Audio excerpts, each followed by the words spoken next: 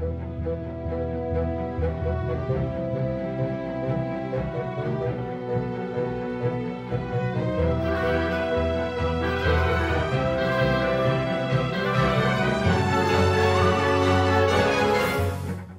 everyone, to What the Force. I'm Marie-Claire Gould, your host, and this is our show, Calling On Kenobi. And joining me for this show, deep dive into the Obi-Wan Kenobi show, is Alex Kane. Hey, thanks for having me back. You're welcome anytime. We are digging into part 4, which I would say maybe some people were not prepared for how deeply psychological this one would be. Yeah. How do you feel about this episode? I think that Neil Gaiman, when he teaches storytelling classes and writing classes, he describes some stories as like celery, you know? You really got to chew on them. And I think that this episode is kind of the most like that so far of the Obi-Wan parts.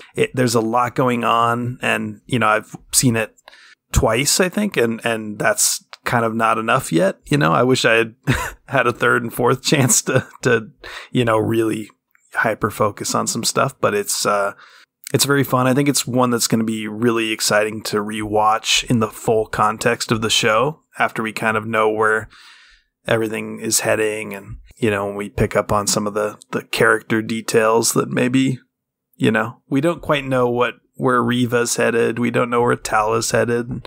They're laying breadcrumbs on where they're going, both like with the plot, with what the script is saying, like what Reva's saying, like I had everything taken from me. But we don't know what that means yet because they haven't dropped it. But they've also been very consistent with their symbolism and what it means. In fact, I went off last week. You remember, we're on a mining planet, and I ended up talking about water for like 20 minutes. Yeah. And then we go to a water planet. Yeah. A water moon. I'm sorry. A water moon. Even more so watery. Whoo.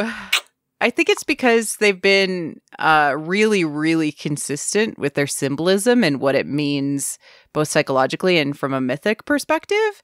Campbell talks about Jung in how the self, so that's the whole personality, person, etc., is engaged in this constant conversation between the ego, which is the vision of self that we have created for ourselves based on society's expectations, and our interpretation of what we truly desire underneath, which is our unconscious. And Jung talks about how it's symbolism and symbols that we interpret, say, in dreams or in our unconscious, are the way that our unconscious communicates to our ego, to our aspect of self. And it's really like a way of having the unconscious complete an intervention. Like, you imagine like your friends are like, hey, you need to stop buying, you know, or participating on as many eBay bids for rare Star Wars items. This is not a shot at Brandon from Talking Bay 94. You know, like your friends are all standing there with like a giant like intervention sign. That's your unconscious self trying to tell you about a conscious problem that you're probably ignoring. And so this symbolism is going to resonate in a very similar way as you would get in dreams, maybe. And it's going to feel connected to us, especially if it's a repetitive, consistent, and also ties to the mythical journey that we are on. Because as a reminder, when you really connect with the emotionality of a character, you're not going to be able to psychologically tell the difference between a friend going through what Kenobi's going through and a fictional character. When you're like resonating with that character, it's happening to one of your good friends. And so it's going to feel exactly like you're in the room there psychologically. Really interesting stuff. And that's why, like, story is this like seed that grows within us psychologically and can speak to us in ways that even common sense and rational thought can't. Mm-hmm. Cool stuff. So yeah. George liked to talk about motifs all the time. That was his favorite word, right? Yeah. Now, Kathleen Kennedy has this buzzword of persistent storytelling that she's using as her sort of euphemism for Disney Plus. And I'm noticing, which is nice to see, that, across... This show is pretty different from the other ones, but like there are subtle cues and images and techniques that you're seeing across, I think, all three shows. If we, want to really kind of, with the back to tank and the use of like color grading and the water and the caves. What the back to tank means? Yeah, there's certain things that there's this. It means something. It's a metaphor for something. Yeah. So it's becoming, in the Star Wars universe, a symbol that is more widely accepted by the collective unconscious. Yeah. And when Boba, sort of submerged himself in the back to tank, everything would sort of go to that greenish color, the sort of color of the Bacta, like that chlorine. And here on, I think it's Nur, N-U-R, I think maybe the ocean moon, like the sort water of is that color. Everything is that color when they're underwater. Yeah, exactly. Like, and so it's telling us that this is doing something in particular. It's they're being consistent. I'm happy to report with certain symbols across Star Wars, which is great. I love it. It's great. That means these things will become standard and will probably resonate more often with more people, right? Because you're speaking the same language symbolically. Like, symbols don't really speak in language, but they are communicating. And the analysis of symbols is called semiotics. Just as a reminder, and it's like all from a communications theory perspective. But this is really important that they're being very consistent with symbolism, because it makes it a lot easier on me in particular to spot things that are happening and where the show is going, which I'm happy to report it's going exactly where I thought it would go, which is I was pretty sure he would reach his lowest point in this show, and he did. So, of the Kenobi, of the Kenobi show, right? Like he hasn't quite reached his lowest point of his whole journey. I think that's still to come. That'll be when he is testing his resolve, with protecting Leia, and that'll probably be against Vader. So that'll be in the future. But this was really, really important, I think, and we'll get into the psychology of it. And it's because of something that I've been reading a lot about in The Women Who Run with Wolves, which is by Clarissa Pinkola Estes. And it's this concept of that everybody goes through this life-death-life cycle in their lives. And the lowest point where we need to be reborn and fulfilled and rejuvenated to be alive again is what Campbell would call catabasis, or being, in the lowest point of the underworld. And this is where we face something that allows us to reach apotheosis, which is sort of the ultimate version of ourselves that we've uncovered in the depths of the darkness. And that's so cool. It's so cool to see it metaphorically and symbolically in a show. Yeah. And there's a good sort of, they've teed that up nicely with the whole concept of Qui-Gon going on the journey to become like a Force ghost and do all that stuff too. Like there's a neat way that they could kind of have, Obi-Wan get to that point and sort of, kill a lot of birds with one stone, so to speak, if you wanted to have him commune with Qui-Gon, and do it kind of in an unexpected way, maybe. Yeah. I don't know if they'll do it quite that literally when you talk about it. It's a similar idea.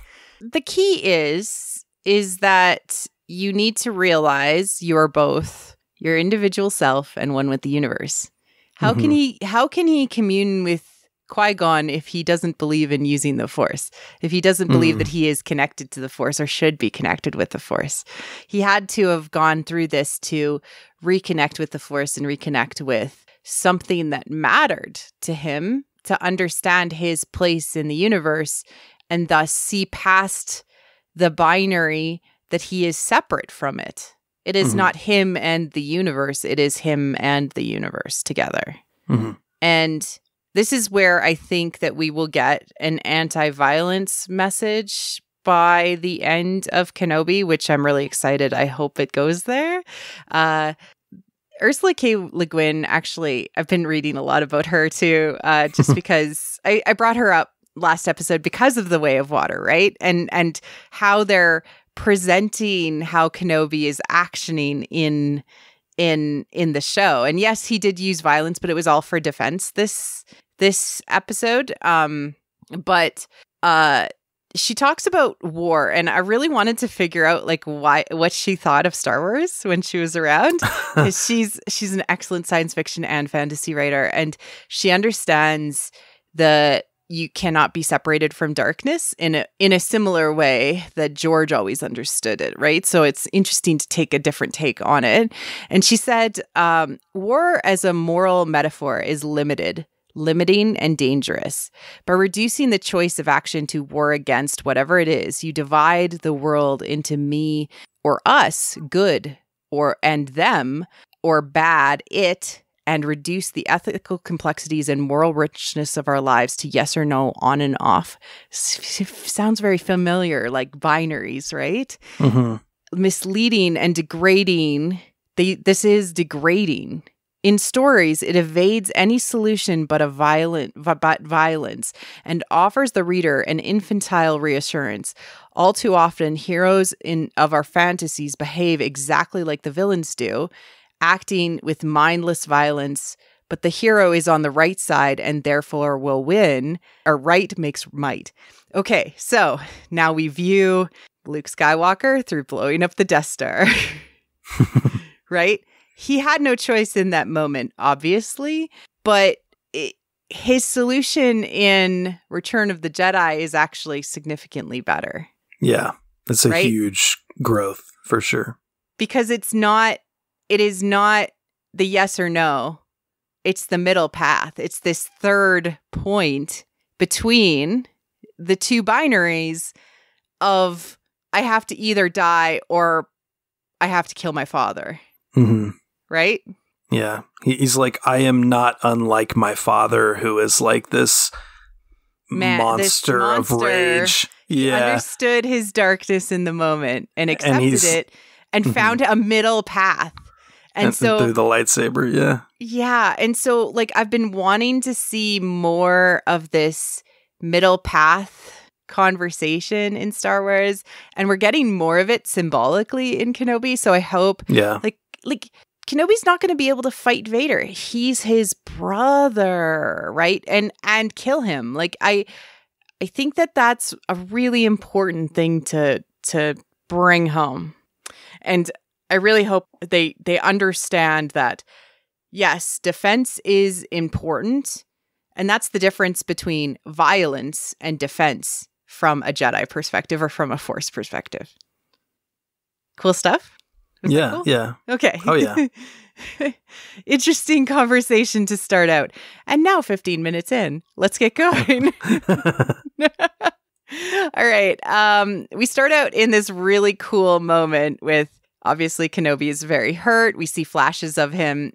I really felt this was mirroring, because there's water and it's very like he's not, like he's going through some stuff, but it's mirroring what happened to Vader when he was on the stretcher being brought to be turned into Vader. Yeah, when he's being carried. Yeah. Good call. Yep. And then we have the mirroring back to tanks of the two of them recovering, right? From this confrontation. Let's talk about back to tanks. You mentioned the Book of Boba Fett back to tank. What do bacta tanks do? Well, so mean? It's sort of like takes you inside yourself, right? Like into into the past and the unconscious, or it's a place of there's a lot of reflection. Like womb symbolism. You're becoming a baby. You're being healed to be reborn into a new version of yourself. And I talked about how in the Vader episode with his bacta tank, he was like he's constantly in this life, death, dead cycle, because he lives for a moment, he is born, and then he dies because he goes immediately into a coffin. That's his growth potential of being alive to learn and grow is nothing, because it's not, he can't. Yeah, it's almost like the vampire gets out of the coffin and has to feed, and then sort of does the whole like aging cycle, and then sleeps and feeds and gets rejuvenated, etc. But Vader doesn't have a lot to work with. He's kind of a shell of a person, unfortunately, right now. Exactly. And his healing process is very like sort of painful and violent, it looks like, when he gets in there. I don't know if that's him feeling like haunted by Obi-Wan, like they're sort of haunting each other in that moment through the Force, or if he's like in physical pain from fighting. I don't know. And this brought about, when I rewatched it, this brought about a mythological parallel I had never thought of before for them. They are Castor and Pollux, the Gemini. Oh, interesting. Okay. They're paired as twins in a womb. Interesting. Yeah, right. I mean, they're both in the womb at the same time. Yeah. Yeah. And this is something I had never paired with them. A lot of people are calling them, like on the internet, a dyad, like Rey and Kylo, and they are not. They're twins. Right? They're twins in the Force in a way, right? They're not the dyad, which is, I think, different, which is like, interconnected souls. Maybe similar, but specifically Castor and Pollux, which were twin half brothers, because they're basically fraternal twins. One was born from like the mortal king of the realm, and the other was born from Zeus, and basically got impregnated at the same time. Mom got impregnated at the same time. One was by a swan, so Zeus is a swan. And what's really interesting about it is like they were like heroes of the land, and they were tricked in a really bad way by kind of the local people that they thought they could trust. And Castor ends up becoming, Pollux almost ends up dying, but is saved by Zeus, basically, at the last minute. But that ends up killing Castor. And so Pollux ends up giving half of his immortality to Castor so that they both become gods, and they have to share going between Olympus and Hades. So they kind of both become Force ghosts in the end. Interesting. Through this care and compassion of these two brothers and the mistakes that they made. Really interesting parallel. Yeah, I mean, I think what Obi-Wan, like the last thing he says to Anakin in 3 is like, "You were my brother, Anakin. I loved you." And then of course they're both Qui-Gon's student. They're sort of they're similar. They're yeah. Castor and Pollux were also like these like legendary heroes. Like they sailed with Odysseus, and they fought off, like Theseus bugged them for a little while. Like they're like these legends that Anakin and Obi-Wan, especially during the Clone Wars, were. Yeah. Which is really interesting. I had never thought of them being like the Gemini before. And so what's really cool is that to heal Anakin, it has to come from Anakin, but also from Obi-Wan, because from a Campbellian perspective, you cannot, like the wound cannot be healed by anything, or the sword that dealt the wound has to be the one that heals it. So Obi-Wan has to set off the chain of events that helps heal Vader. Yeah, absolutely. Yeah. And so we're going to get some of that, start of that, in this episode. Yeah, Vader doesn't show up for a while. He's sort of, it's like he's like avoiding. Symbolically, problem, he's right? there, though, Alex. Well, yeah. He's there. Sure. He's there. He's there. Okay. He's there. He's there symbolically. Right. Yeah. I mean, because of the way the episode opens. Yeah. Symbolically. Yeah. He is this planet, basically. Yes. Or whatever. Yeah. Yes. Sure. Well, it's part of him. Okay. Yeah. Let's get there. Obi-Wan's like, his only thought is Leia when he wakes up. What did you think of that? Oh, gosh. Yeah. I mean, he's very concerned for her. It's almost like a mirror of like Finn waking up, you must have 1,000 questions. Where's Rey? Like that I'm sort of a knightly figure who, is going to try to protect this person that I really care about. There's a couple little sort of moments that mirror Ryan's little binary beacon concept. But with Rey and Finn having those little trackers and sort of by extension, the one that Finn has is kind of connecting her to like Leia too, in a way. Yeah. It's kind of like connecting like Luke and Leia and, the sort of isolated, Force exiles with the resistance, essentially, I guess.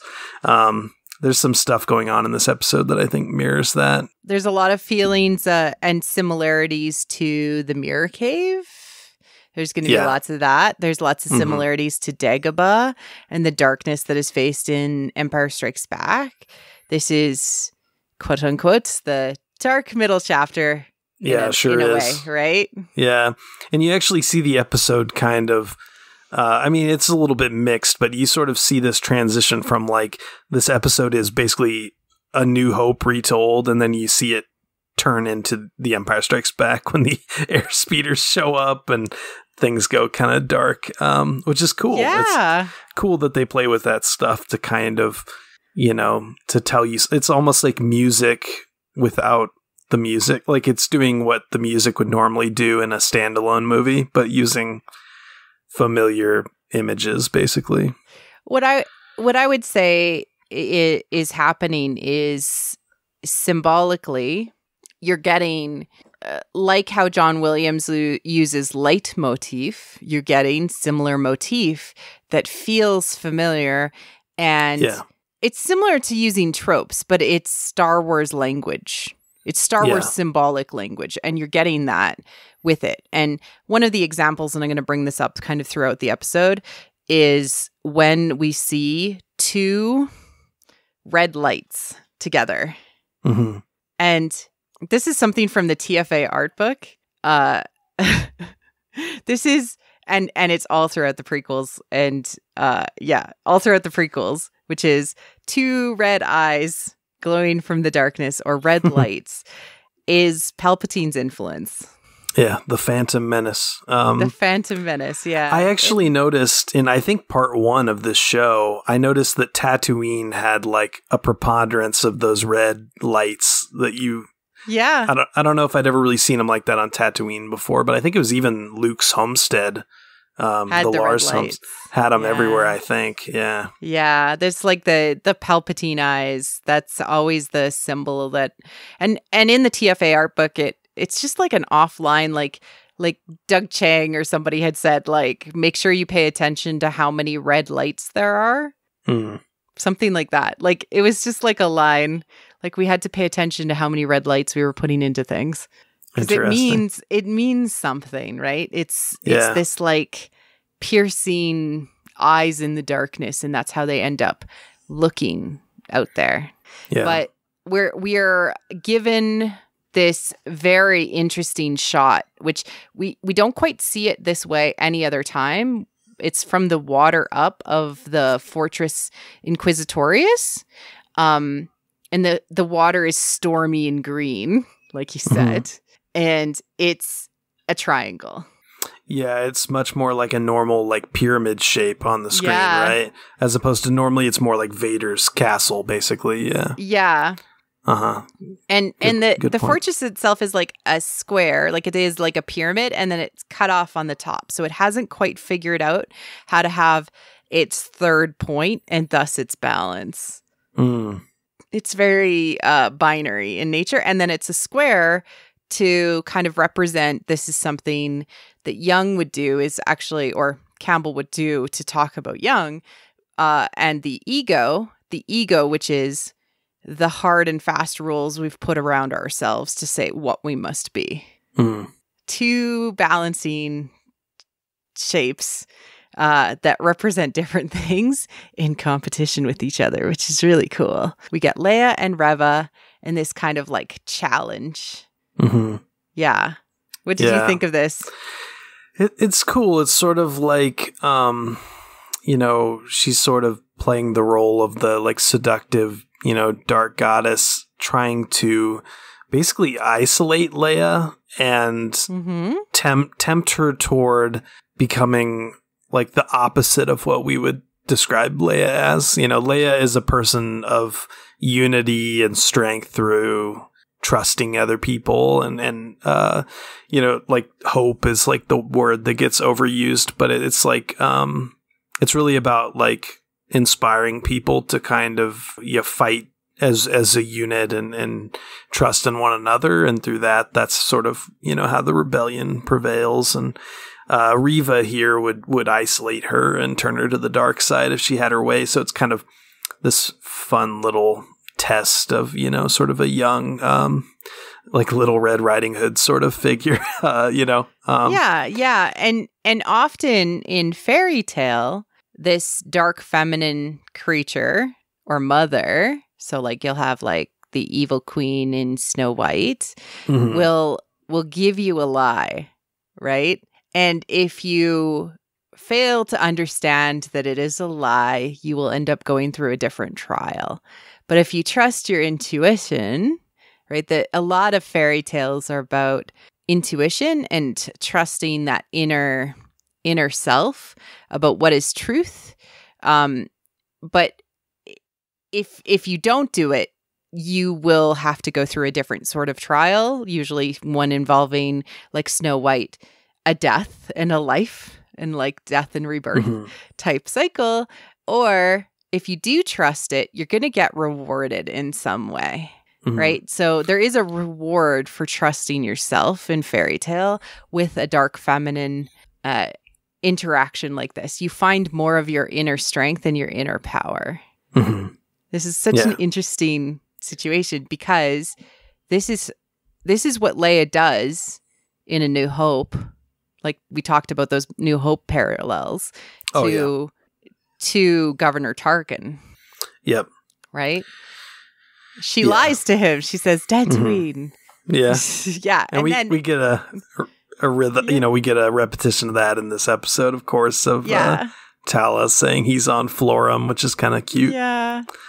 And we also get the change of, like, we also get Leia threatened to be tortured because she won't give up anything. So we're getting like this understanding of this is a core aspect of Leia that has been laying the groundwork of that was challenged by this dark feminine person, challenging her intuition basically. And she is sort of rewarded with more power and with sort of a gift in the end of this episode. Yeah. She like the main lie is that like Obi-Wan is dead, and so that would sort of test Leia's, affinity for like the Force and sensing. Yeah. The way Vader can sense Obi-Wan, in A New Hope, which is kind of cool. Yeah, exactly.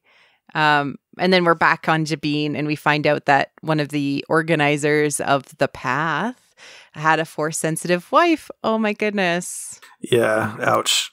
And the Inquisitors found her. Okay, let's talk about Force-sensitive wives. Wow, Force-sensitive wives. Force-sensitive people can get married. I know they get found in this era, but good job, Lucasfilm, for introducing the concept. Yeah, it's like that line in The Last Jedi, that Force doesn't belong to the Jedi. Like she, I don't know. Yeah. They made a point to say that the Path, like, you don't have to be, strictly speaking, like a Padawan or whatever to be hunted by the Inquisitors at this point. Yeah, like or to find a new way to live. Okay, let's talk about the Path. All right, do you want to talk about Lao Tzu and the path and Tao? Sure. Yeah. All right. The path, which is the Tao, right? Tao. Some people pronounce it Tao. The Tao Te Ching, which is like the way to live with virtue. But the Tao literally means the way. Tao means the way. The way is what they keep on calling these things, which is okay. So, and this is the way from they're saying the same thing, just in different language, right? They're just like from a Mandalorian perspective, they're saying that we're trying to find balance in ourselves, and that will be the balance in the Force for ourselves and for the universe, right? The way. Yeah. Mm-hmm. That's the way. And the path is the path to the way. Yeah. Literally, these people are going on like heroic adventures journeys to find their third way, the way between, being eliminated and living in fear. Mm-hmm. You could sort of say that Anakin and Obi-Wan represent the two extremes of institutional good and then the sort of chaotic, selfish darkness. And then so, if you're trying to find the middle path, you're trying to find that synthesis between, having a wife and kids and also being a good, righteous, person like Obi-Wan, virtue without being like an ascetic monk in the mountains with like no family and no possessions, there's like some sort of there's a middle way there. There is it doesn't have to be a gray Jedi who says like edgy things, but there's something to that, there's something to that middle. It seems that people like that gray Jedi concept, and Lucasfilm doesn't like it, but I think it's just they don't want to put a name to it. Ursula Le Guin, I believe she has an essay or a short story or a prose poem or whatever you want to call it. Like she unnames them. Do you remember that? Where like the concept of like divinity and transcendence would, it wouldn't have a name if you found that path between, Anakin and Obi-Wan, you found the sort of the divine way or whatever, you wouldn't give it like a label. You would just be one of these people like Ahsoka or Luke or right. That's really interesting what you were saying. And it's exactly what I've been saying this whole time and what Campbell would call the mask of God. Right. And yeah, it is kind of unnameable and you can kind of only know it partially as you experience it yourself, which is between the past and the present, between right and wrong, between on and off, there is something that is in the middle. Right? And he called it the mask of God because only God can really know it. And this is like the idea that we occasionally get a glimpse of what it's like to be God, to perceive past the binaries, because God looks at us or looks at the universe and doesn't see right and wrong. He sees the universe. And this is where we're heading to with Obi-Wan's apotheosis, right? The idea that he becomes sort of godlike for a moment so that he can finally see his place in the universe and what it means. And it's no longer him having the high ground and Anakin being so low. It is him understanding that he is inseparable from Anakin. And so that's what leads us into literally Fortress Inquisitorius, which is entirely a metaphor for Darth Vader and Anakin Skywalker's psyche. We're about to go on a journey into Anakin Skywalker's psyche and thus the hurt parts of Obi-Wan that he hasn't wanted to unlock.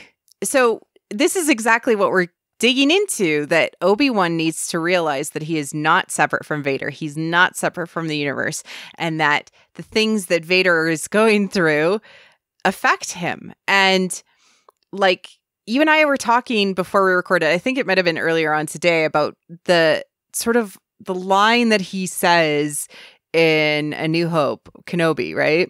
He says, only a master of evil, Darth. And it's so much like the, like the tempting or the taunting that Luke does to Kylo on Crate in The Last Jedi.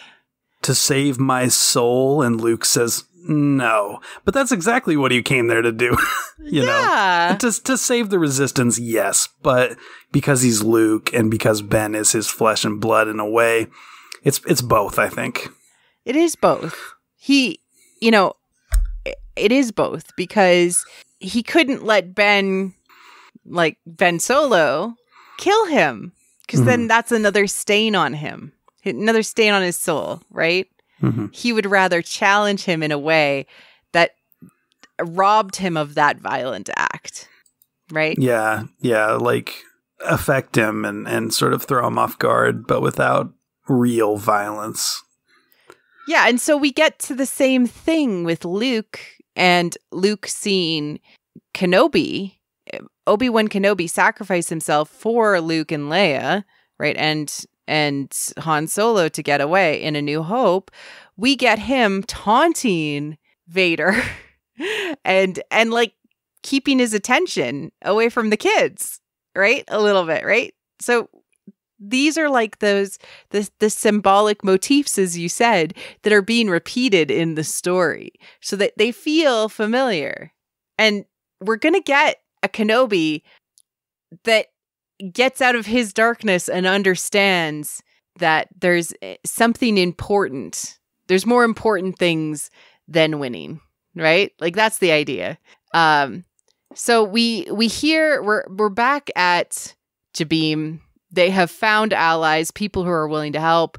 The force-sensitive wife's husband, and they see the shot of the fortress itself. They're talking around the table. They show it. They talk about Nur, the water moon, which is in the Mustafarian system. Let's talk about the symbolism. Oh, it is. Okay. That's awesome. I don't think I realized that it was that close. Nur, a water moon in the Mustafarian system. That's awesome. Okay. All of that sentence is exactly where we are symbolically. Yeah. Yeah. What does that say to you? Well, so it's all sort of revolving around Vader, but this is sort of a soft spot. It's not like his rage of the volcano. It's like, it's where he goes when he goes in that Bacta tank, I guess, symbolically. This is symbolically his unconscious, his hidden anima, right? His feminine, the lost feminine of himself, like moons and water are associated with femininity. Secretly held within it is the true sort of heir to Padme. Trapped within the darkness is this spark of hope that is literally Padme. Padme's like feminine, like child, right? Yeah, yeah. Right deep within the darkness. Yeah, you've got all these different facets of Vader, Anakin Skywalker, like sort of in play on like a chessboard. And then, you've got Reva, to the extent that this episode is sort of a retelling of like A New Hope and then like half of Empire. Like Reva is like Vader. Fulfills Vader, yeah. And Vader is... about their comparison, yeah. Yeah, and Vader is sort of like the Emperor, being disappointed in Vader. So Vader's disappointed in himself, I guess, in a way. So really meta, like puppet show, or like I really love in Avatar: The Last Airbender when they go to Ember Island and they see the Ember Island players and they see like a play out of the production, but in like with the actors doing it, and they get to reflect on the version of the show or of their experiences through a new lens, and literally. We get that because of the parallels to A New Hope, because Reva is is Vader, but the feminine version of Vader. Yeah. Right? Yeah. Almost like a more vocal Vader too. Like he's sort of the the quiet type. He's not a character who talks a lot, Yeah. And she's very smart and things like that. Probably more what Anakin would have been like if he had been suitless and not burned. Oh, sure. Yeah. Like more of a, like Kylo. She's very Kylo-like. Yeah, she's very Kylo-like. Yeah. And so what we're doing is we're kind of having this, in a way, you could almost experience it like a dream of the past, right? Like it's or a reflection in the Force in a way. Like you're getting like these like layers of the Force, but it's just the unconsciousness of Kenobi, really, because this is the lens of him, right, going in this story. But also because he is the Gemini with Vader, it's his unconscious. They share. This is what is being framed from the start of the episode. They are sharing this experience because they are interconnected. Yeah. Yeah. And so the entire building looks like he's walking into Vader, right? It's got the lights. Yeah. It's the shiny. It's got the feeling of being like inside of the suit. His armor, the machine, and the lights, it's his and all armor. That. Yeah. Yeah. Which has kind of always been there since A New Hope, like if you really look at some of the color coding. But here it's really aggressively the case. It is aggressively Vader. Yeah. And so if you think about that symbol as we go through the rest of the episode, that he is going into Vader's unconscious self, which is also Kenobi, right? This is an archetype. This is something this is a shadow that he is hidden inside of him. Obi-Wan Kenobi is hidden inside of him. It takes on a lot of layers. And this is what is being told to us symbolically and through the metaphors that are given to us in the story. And it's very consistent. So it's speaking to this. But what is hidden for Vader is his missing feminine, which was always Padme. Sure. Yeah, we talked about the twin concept with them being in the wombs, and we talked about Reva as a goddess figure a little bit last time too, and so I was thinking about Tala in this episode and sort of her role. She's sort of like a healer. She's a guide. She's kind of like a mythic goddess on her own that plays like a specific role. So I looked up the meaning of sort of both their names, and it's kind of like I was saying about Anakin and Obi-Wan, where they're kind of foils for each other, and like Tala in Sanskrit means like hand clapping, musical time, almost like a metronome type connotation, but like pace. Yeah, and then Rhythm? And also in like Native American, it means sort of like goddess of the morning star, like gold. Has a connotation of like story and nobility, all this stuff. And then Reva, on sort of the opposite end of the spectrum, is like an Indian name that means like goddess of love, carnal desire, passion.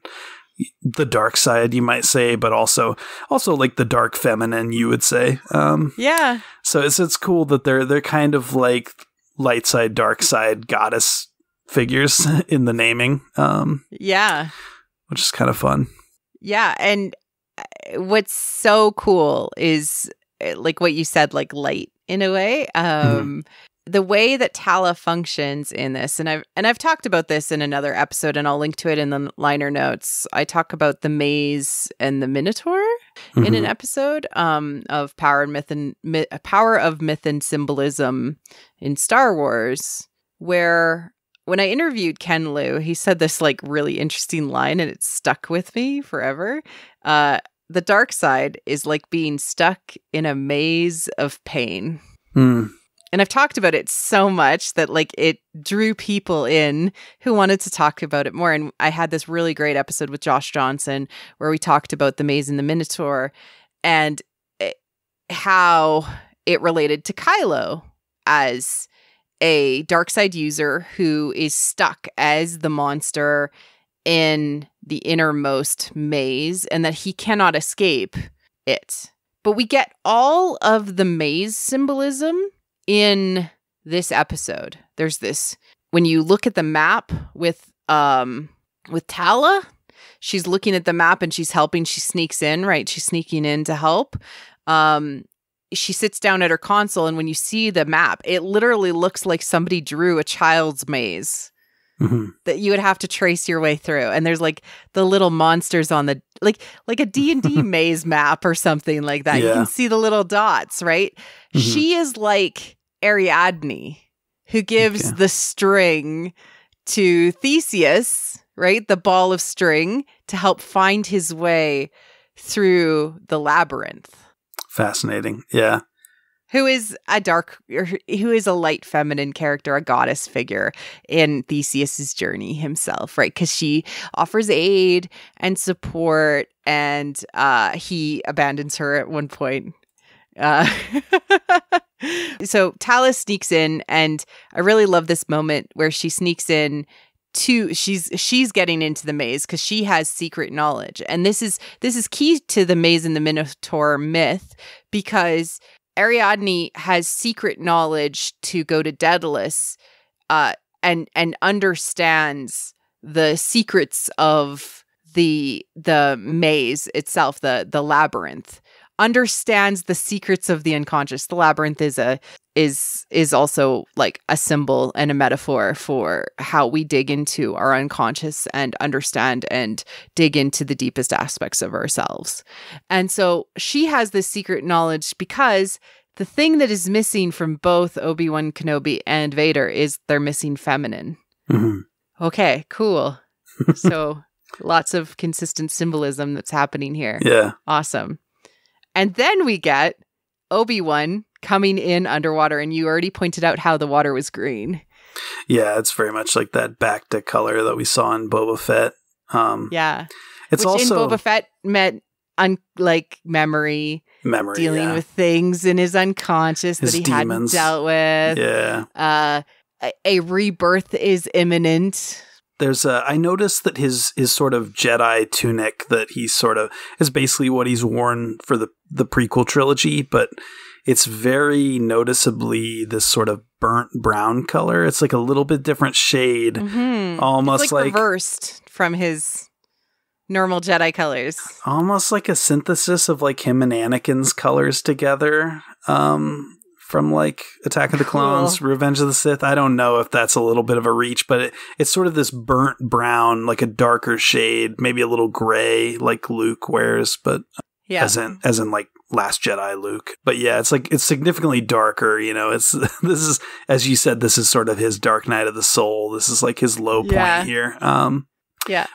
I've watched like 15 James Bond movies over the last year, so my brain is poisoned to like think of this underwater fortress, and it's like the good guy going into the big underwater goofy fortress to fight the other, you know, bad guy. And they kind of described it like that in the setup for it. Like there could be training facilities or whatever. What could be in the layers underneath the water, right? And when we see that, we see the fortress, it looks like the ego, the personal unconscious, and the collective unconscious. And the collective unconscious is like a bottomless pit of archetypes and symbols, because it's like how our culture speaks to us as humans, right? So what is underneath? What is that? And they're like training facilities. It's like no, darkness. Yeah. Things you don't want to deal with. Yeah. And even that notion that like, since even the earliest Bond movies, you know, there's always like, when Bond is at his best, it's with like a woman by his side to kind of like ground him from his like stupidity or whatever, that like, you know what I mean? It's like, it's sort of like the best version of himself, where, you know, he's not just going to get himself killed or, you know, make everything go wrong. It's like, you know, it's sort of like the Zelda Link Ganon type thing. Yeah. I brought that up before. Yeah, this is a triangle. Yeah, there you go. The Triforce.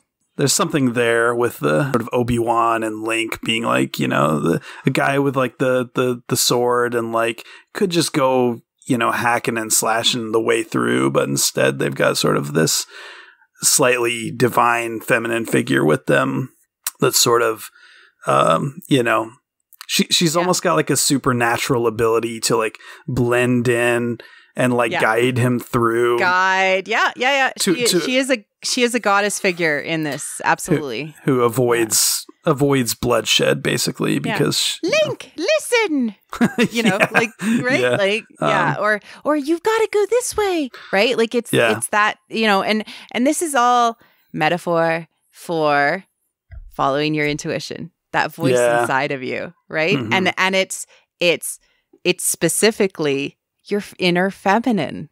Mm-hmm. For Kenobi, it's his inner feminine. It's the connection to his feelings. It's no longer denying his emotions. Yeah. I had a thought watching this and thinking about it the second time. And so I went for a walk with my son today, and kids will do these profound little goofy things. And I noticed him looking at something, and I was like, what is he looking at? And kids play these private little games that, and I realized what he was doing was he was trying to walk in such a way that his shadow was hidden in mine. And I was like, are you hiding your shadow in my shadow? And I was like, is that what Obi-Wan Kenobi is doing with Vader in this series? Is he using this whole Anakin thing to an extent to distract from the fact that, he had a life outside of Anakin too, a little bit. And that's, there's no getting Duchess Satine back. There's no finding that brother that he thinks he had, but he does have Anakin, I don't know if there's a connection there, but right? Am I right? I mean, it could go there. They did tell us to watch the Satine episodes. Right? Yeah.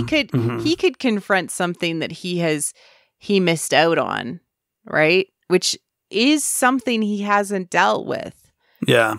All of the sacrifices that he made under maybe not the best organization out there. Yeah. You think that, you mean the Jedi code and all that? Yeah. Yeah. Like, there's a lot of, like, Anakin wanted to do something mirroring in the Clone Wars, right? Yeah. A lot of our discussion about this show is kind of pulling at the fact that, like, these two guys were not very different. And it's really just when you get right down to the moment of, Obi-Wan happened to be chasing Grievous across the galaxy, and Anakin happened to be, there at Palpatine's side when, Mace and company were like, you're under arrest, Chancellor. If things had been any different, at the end of the day, these two guys are not as different as we would like to think that they are, maybe, Matthew Stover talks about how much they're, like, so similar, right? And even in the fight in Revenge of the Sith, their fighting styles are exactly the same. So they're so evenly matched that the only way that Obi-Wan wins is through an extremely violent move, right? And having the high ground and separating himself permanently from his brother. Yeah. That's the only way he wins. And, like, that's really key, because they're pulling on these things. They're pulling on these things in this episode, psychologically. We get the Leia staring moment. I just want to point out that there is 3 women that are basically circling Kenobi in this episode. Mm-hmm. There's Reva, there's Leia, and then there's Tala. Yeah. 3. We got our triangle. We got our 3 women. Why? Yeah. Because the key is the missing something inside of both Obi-Wan Kenobi and Anakin Skywalker. And so we have this staring contest between Leia and Reva. And it's really interesting symbolically. So we have the staring contest. She's like, what is this, a staring contest? And then at the end of the scene, we flash to Lola's blue eyes. Mm-hmm. Right? And we get this is like, I see the same eyes in different people, Maz line. Like, I once had a droid. It was taken like everything else. And, like, there's an empathy aspect that I really hope Leia is able to impart on Reva by the end. Yeah, I think that's where they're going. Yeah, I think so. Because there's some empathy that's going to come somewhere, and there's one of the things about Leia is that she is absolutely the strongest lady in the galaxy, but she loves and she has compassion and she cares for others, right? Mm. I really, really recommend two things, which is, Tala. We flash to Tala, who's helping Obi-Wan get into the maze, right, from the subconscious, right? So he's going into the unconscious because he's literally going in the water and coming out the other side into the maze. He literally comes in the maze. Like you and I had talked about this before. What did this remind you of in Star Wars? Are we talking about like Fallen Order? The prisoner episode of The Mandalorian. Oh yeah, I brought up the Rick Famuyiwa episode, like 6, I think. Yeah. In season 1. So this feels very familiar because he comes in through kind of a portal, and that episode is also a Maze and the Minotaur episode. Yeah. And like, what is really important about how they're using this myth and this sort of like resonant motif is that there's always somebody or something they're trying to rescue. In the original myth, Theseus comes to save the sacrificial children, right? So people would be sacrificing as tribute to Crate to this half bull, half man Minotaur, right? This monster. Like it really feels, and the only reason he was created was through Daedalus, through technology, right? So Vader is the man, right? The monster, and we in the labyrinth. We do have some catacombs with a dead youngling in this episode too. Yes, we do. Yes, so and this is all like and the stormtroopers look like skeletons. So this all feels very underworld too, right? Very similar. This is all consistent symbolic motif, theme to being in the underworld, to being in your lowest point, to being in the labyrinth, to being in your deepest psychological place, right? You're in your unconscious. That's where you're at. You're touching your unconscious and you're dealing with it. So if this is like resonating with you, like seek out more stories because you're probably working through stuff. But what's really key about Theseus is that he's going there to save sacrificial children, because instead of just being kind of churned and being sacrificed, and it was like 7 boys and 7 girls in some of the myths, and it's different numbers depending on who told the myth. But they were being offered as tribute in a very I don't know, like Hunger Games kind of way to the bull, because Minos used it basically because of a death of his own son, right? He tortured the galaxy. Minos, the king, tortured the galaxy, or no, he tortured all of the Mediterranean. Not hid the galaxy. Sorry, I was thinking about Palpatine. He tortured all of the Mediterranean and said, you all have to offer me tribute and sacrifice, right? So this is like the dark side, like chewing up life and everything like that. Because you killed my son. Who does this sound like? Well, Padme died. So, Vader is like chewing up the galaxy. And in some ways, Reva is kind of like the bull in this maze, and Vader is like Minos, right? Yeah. Reva's name kind of connotes his revenge too, like Vader's sort of ongoing, right? And sort of empty calorie revenge.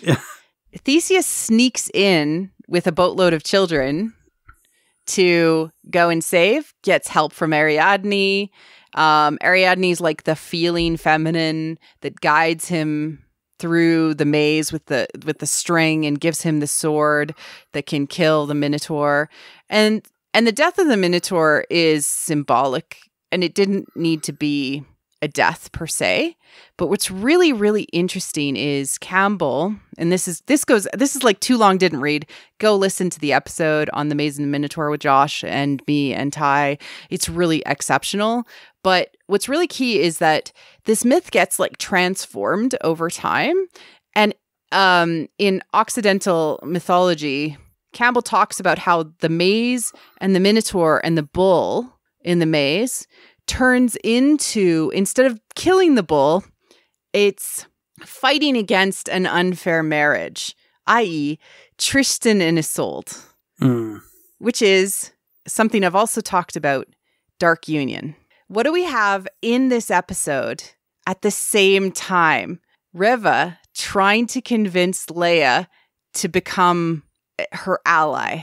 Yeah. The dark side trying to tempt Leia to become her ally. And who needs to rescue? But the hero comes in to try and rescue Leia. Mm-hmm. That's a dark union. Yeah. There's also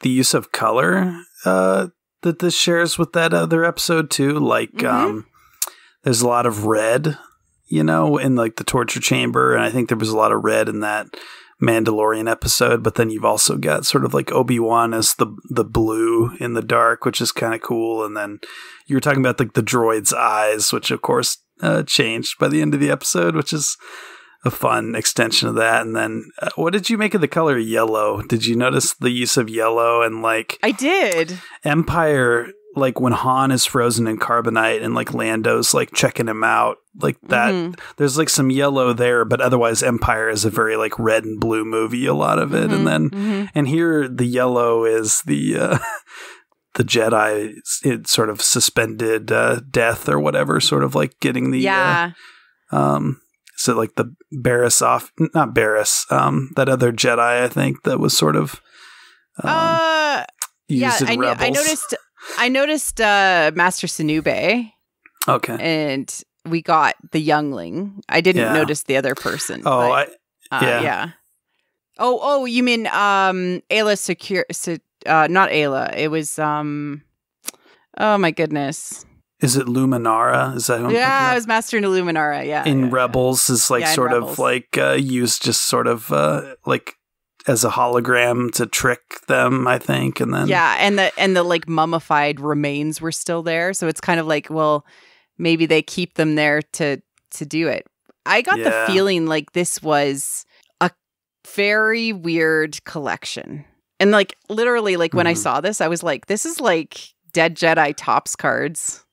Like this is the thing that I just want to know more about. And like if I had a complaint about this episode, it's just like I want it to be a little longer and like I want to know what is going on there, because it's it's sort of one of those things like they do in the comics where it's just like, oh man, like they laid a breadcrumb that we're like, what is going on? Yeah, that's such a breadcrumb. And the way this episode pays homage to Jedi Fallen Order, it could be something that the Fallen Order sequel is gonna explore. Yeah. I felt like this was solidly the metaphor for the underworld, and thus the thing that Obi-Wan hadn't truly confronted, which is the death of the Jedi.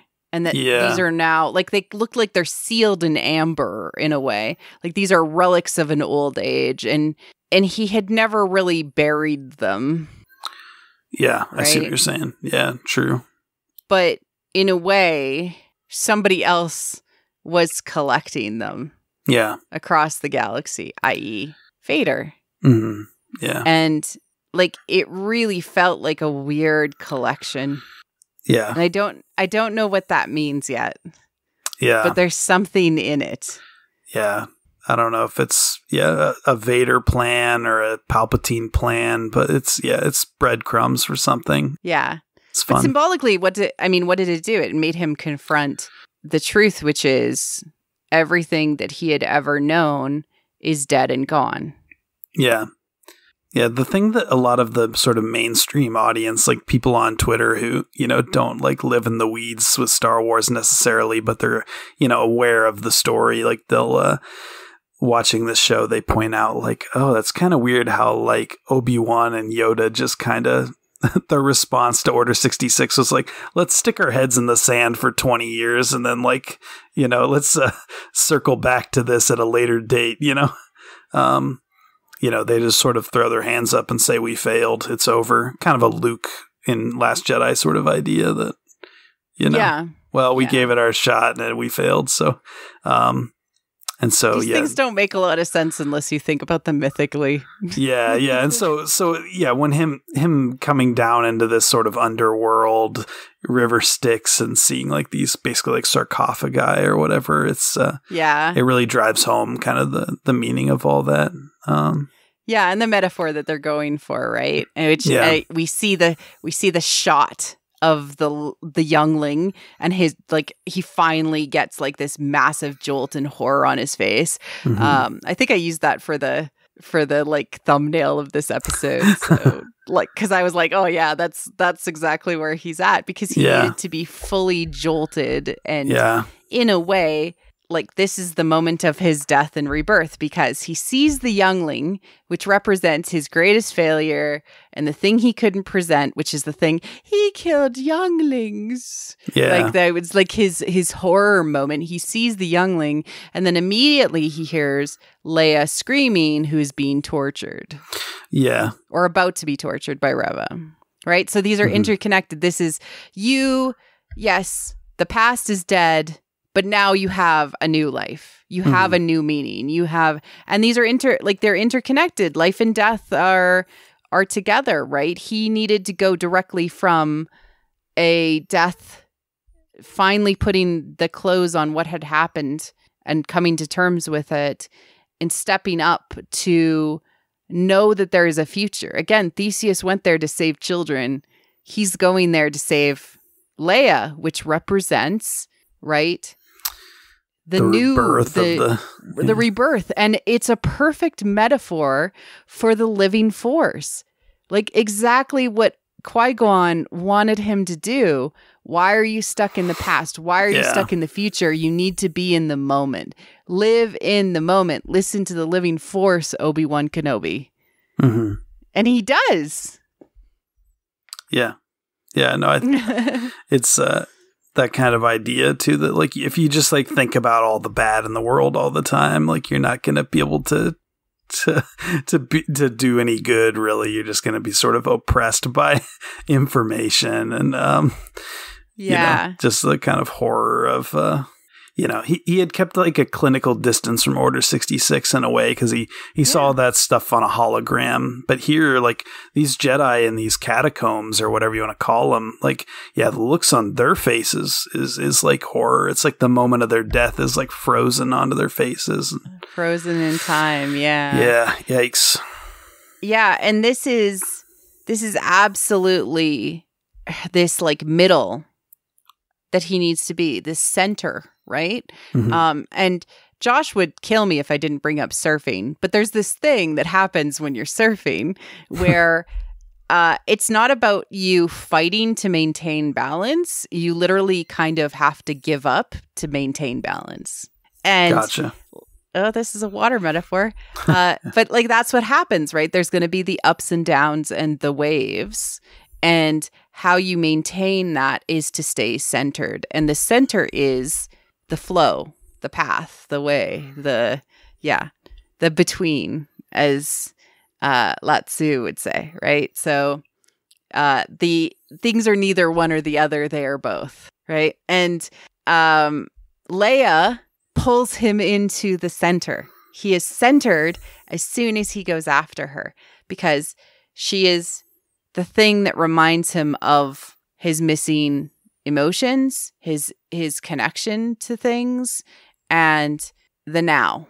Yeah, kind of like all the people that he cared about in his old life, like, like Padme and Anakin, are sort of like they were his family, like basically. I mean, he had other people that were important to him, but I mean, Satine is gone, and Qui-Gon is not answering, so to speak, not picking up his calls.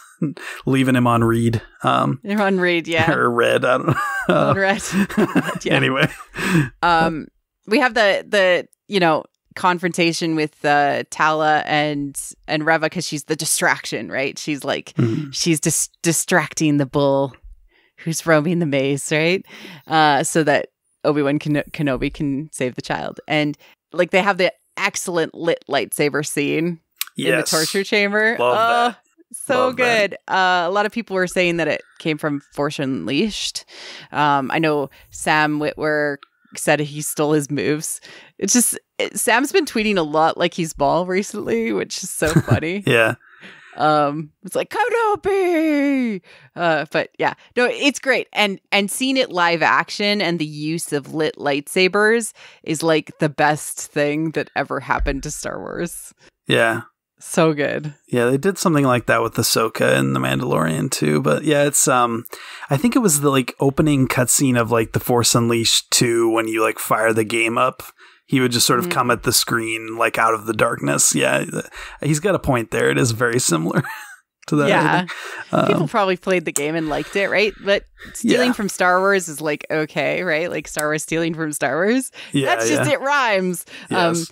But like being able to create the lightsabers that then they could use and add the special effects on top of that are lit up, like the Force effects ones or whatever they use for TFA, have made such difference in the feel of the lightsaber being in the universe, in my opinion.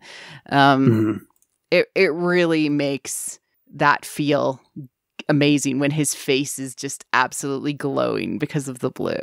Yeah, I don't know if I actually wrote this down in my notes, but I did have the thought that this is like the best a lightsaber has looked in a long time to me. I feel like, I don't know. Yeah, it felt very, again, like we're talking about the video games, like lightsabers in video games often look really good and in a way that they, don't always in the movies. But yeah, great lightsaber imagery. And then we get Leia who's like, "You're alive! They told me you were dead." Okay, let's talk about it just briefly. Life, death, life. Yeah. So like metaphorically, right? He was dead.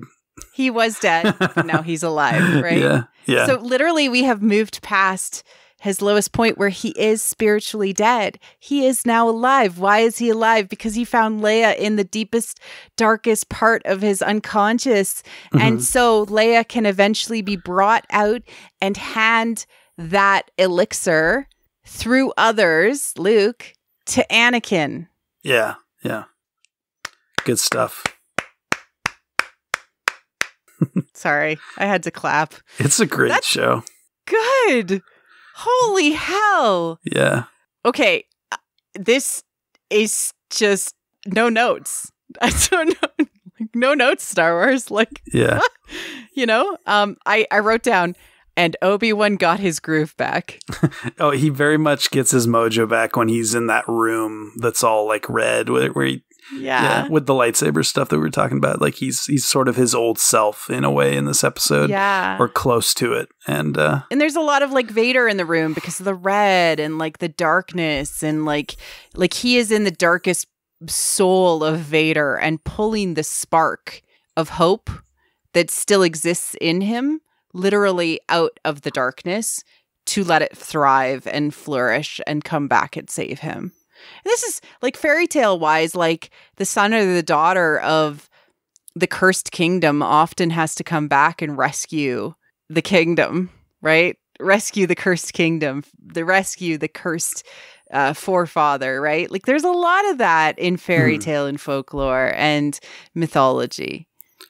You have to go up and grow up, but you're originally rescued and sent off as an orphaned babe, right? This is deep and psychological because we have to grow apart to understand and have a lens to look back, to have humanity and compassion for where we came from and the things that our parents went through. Yeah. And speaking of like recognizing what other people went through too, like it felt important to me that Leia in that torture contraption is very much how she sees Han in Empire, he's sort of put in one of those, and it's really, after that whole ordeal with that and the carbonite, like that Leia is like fully kind of in love. Yeah. Has compassion for him and loves him and has gotten past whatever. Like, oh gosh, I didn't think we'd be talking about Empire this much, but it's Star Wars. It's great. Yeah. I'm in love with Star Wars. What can we say? I'll talk about it all day. I have a podcast. It's really like understanding that you want to take away someone's suffering so much is the very essence of love, right?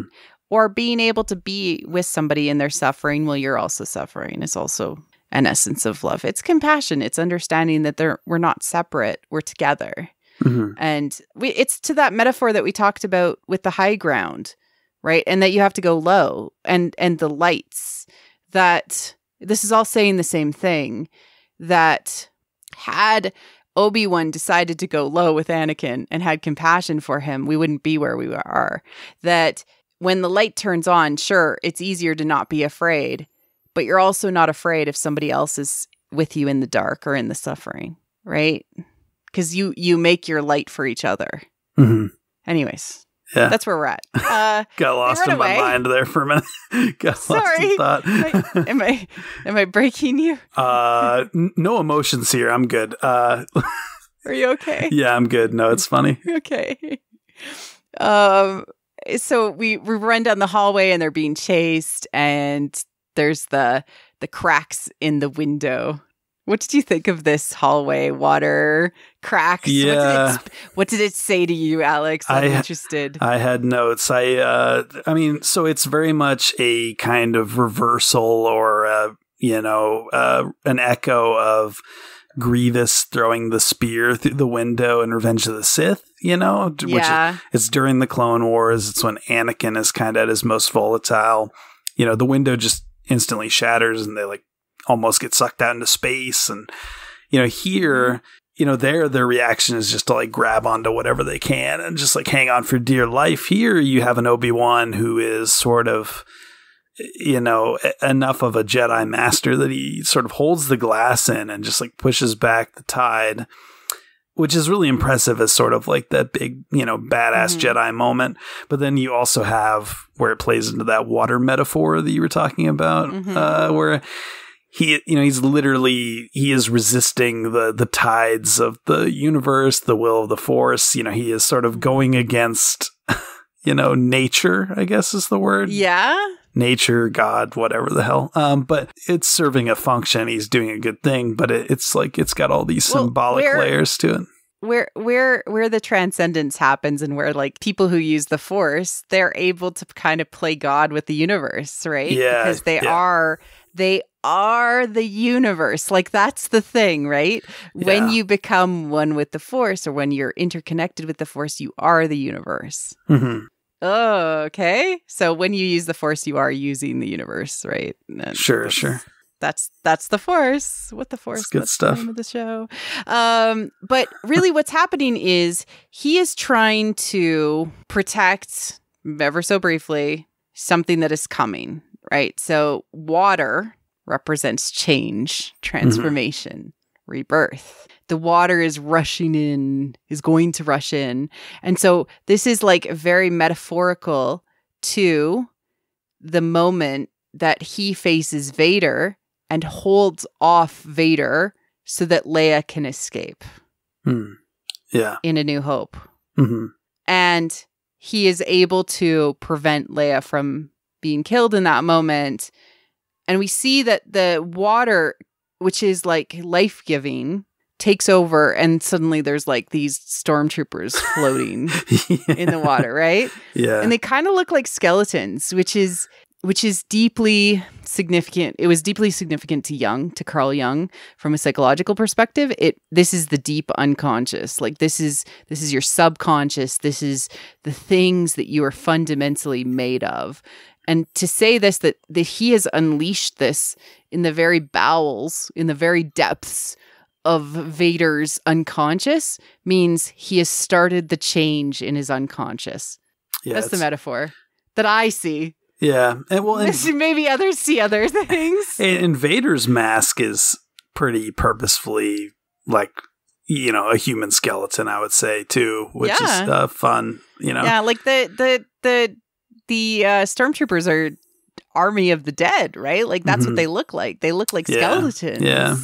Right? And they're floating in the water, right? But this is just like, to me, just like, okay, so by taking Leia, by finding that seed, that elixir, that truth, that femininity, that feeling, that spark in the depth of Vader, and understanding what it means psychologically, which is she is the hope, she is the spark, she is the thing that will remind Vader of who he is in the end by giving it to others, that he has induced the change in Vader. It's going to be, 15 years, 16 years from that, or whatever it is, 14 years from then. But yeah, cool symbolism. Yeah. Show with action. And then we get this sneak out moment. Was there anything else in this that you wanted to point out before we get to the sneak out? I don't think so. So we get them sneaking out under Leia's under his cloak, and he's dressed as like an officer, and they're just like walking out the front door. I love this moment so much. Yeah.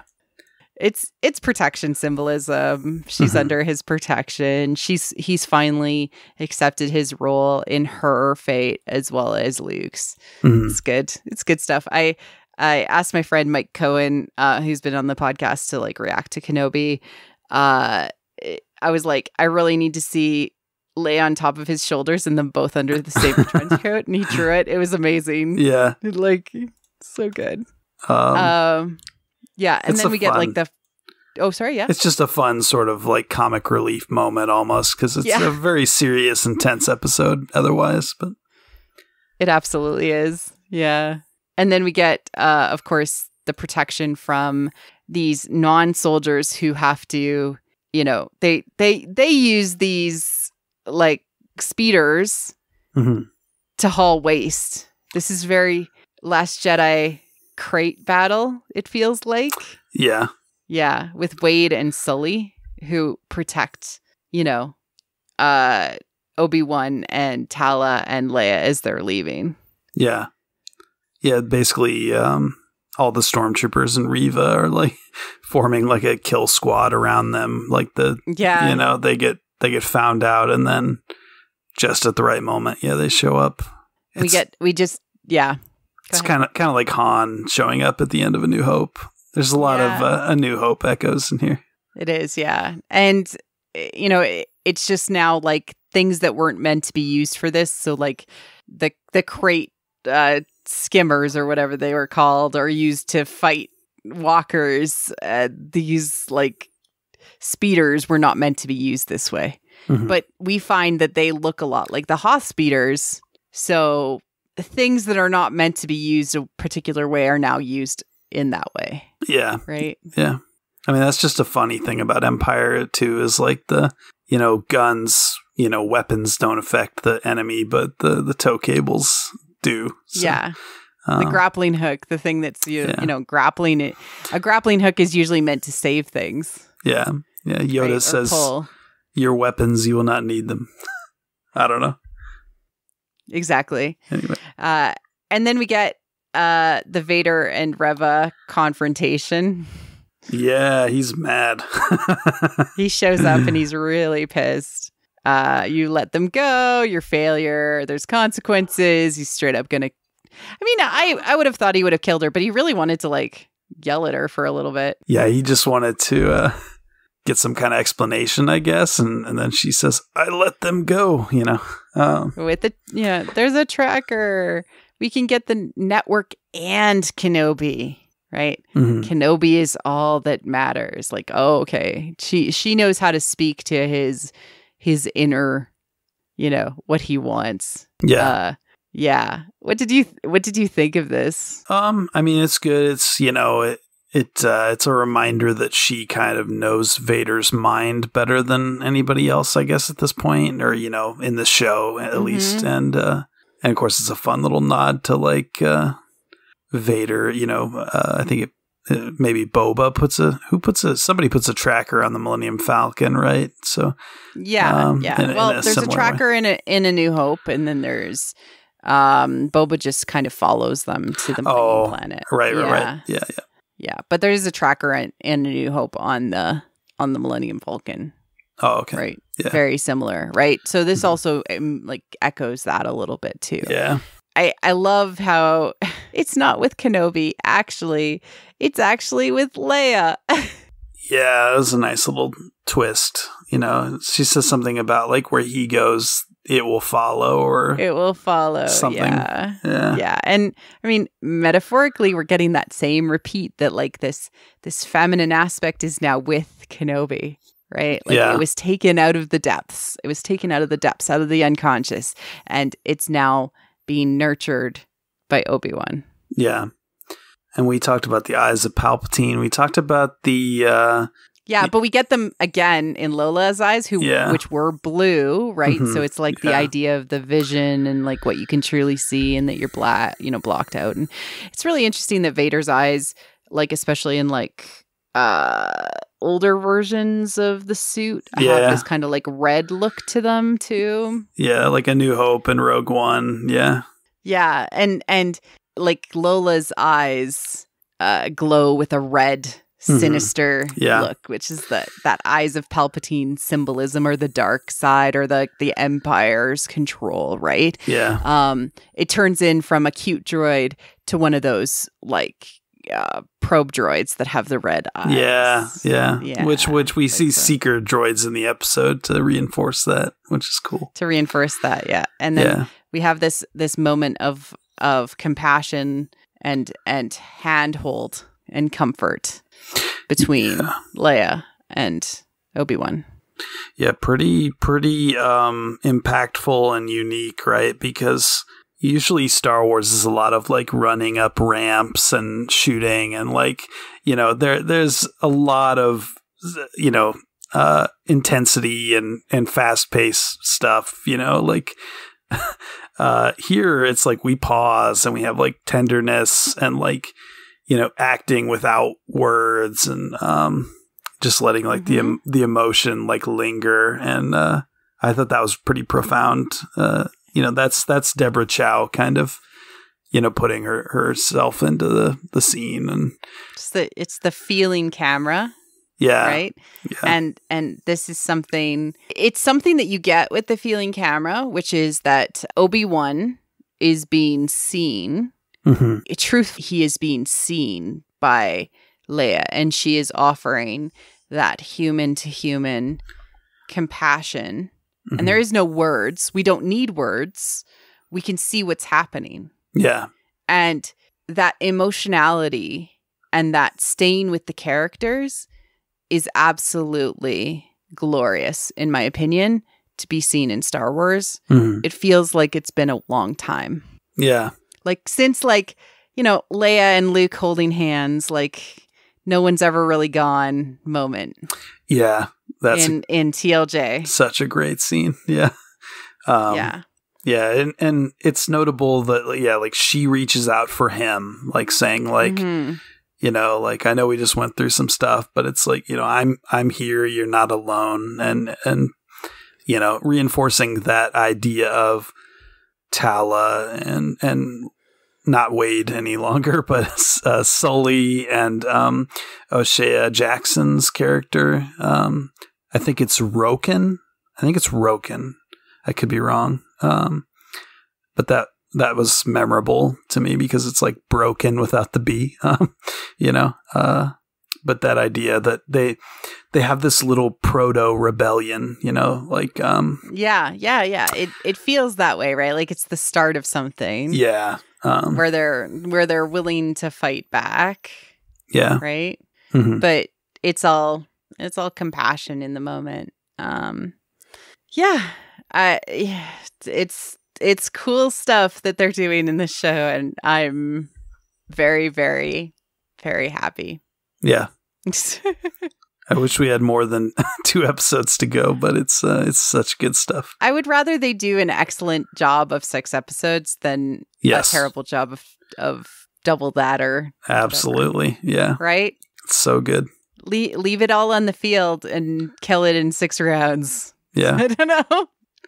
Like, no notes. This is an excellent Star Wars episode, and this is an excellent mythic episode to talk about these things and to talk about what these mean and why, like, especially, and I'll leave you on this idea, but if it's like tickling something in your brain when you watch this and when you hear me talk about it, it means that there's something there that's resonating with you and that maybe you need to listen to the symbols that are presenting in your personal mythology, your dreams, the things that you fantasize about, things like that.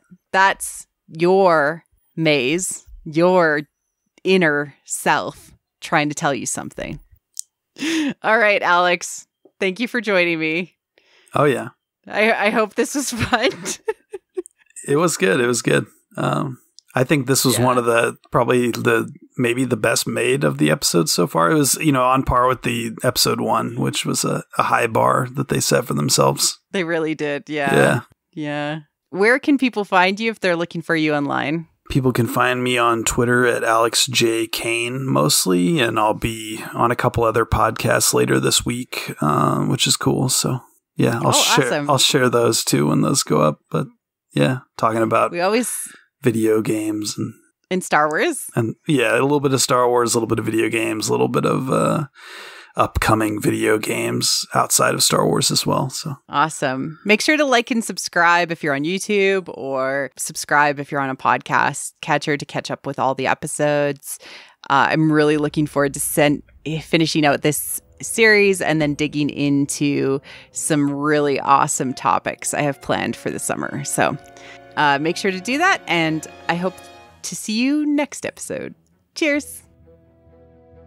Thank you for listening to What the Force. I'm Marie-Claire Gould, your host. Our music is provided by Christy Carew for What the Force. We have a Patreon at patreon.com/whattheforce. We would like to thank all our patrons, especially those who love and are obsessed with What the Force: Cheryl, Melody, Night Huntress, In Wild Space, Felicia, How Rude, Anna Perez, Neil, Joe Allen D, Christian Luca, Josh Johnson, Scott C, and Susan. Make sure to like and subscribe on YouTube or leave a 5-star review on iTunes or other pod apps. It helps people find the show. Check out our other channel on YouTube, What the Fiction. You can connect with us on Twitter at WT Force Show, What the Force Podcast on Facebook, and our website, whattheforce.ca. We also have a Discord. Links are in the liner notes. Feel free to reach out and start a conversation. Cheers.